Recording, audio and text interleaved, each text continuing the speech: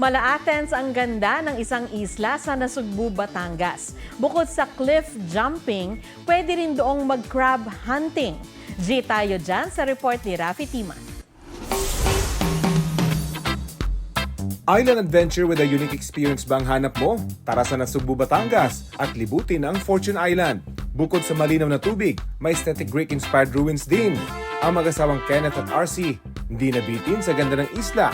Unique yung place niya. Tapos yung ino-offer niya talaga, parang nasa ibang bansa. May ganun pala sa Pilipinas.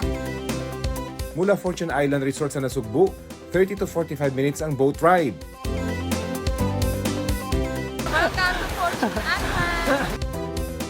Kahit mainit, may mga silong sa isla na pwedeng tayuan ng tent.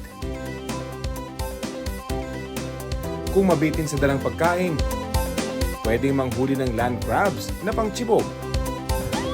Nasa gilid. Gamitan mo na isang kamay, itiklop mo yung kamay. Alright, mas malaki pa yan ah.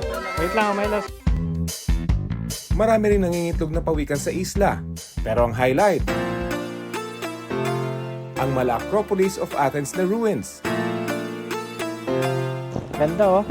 Tingin ko maganda sunset dito. Kasi naligurado, doon bababa yan oh. Grabe. Ang taas nito oh.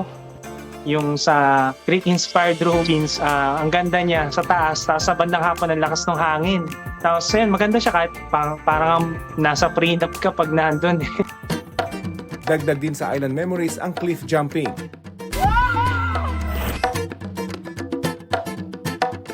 Sa mga bibisita, ilang oras lang ang biyahe mula Metro Manila.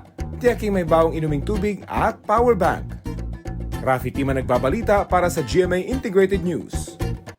Mga kapuso, alamin ang State of the Nation. Mag-subscribe sa GMA Integrated News sa YouTube. Sa ating mga kapuso abroad, samahan nyo kami sa GMA Pinoy TV at sa www.gmanews.tv.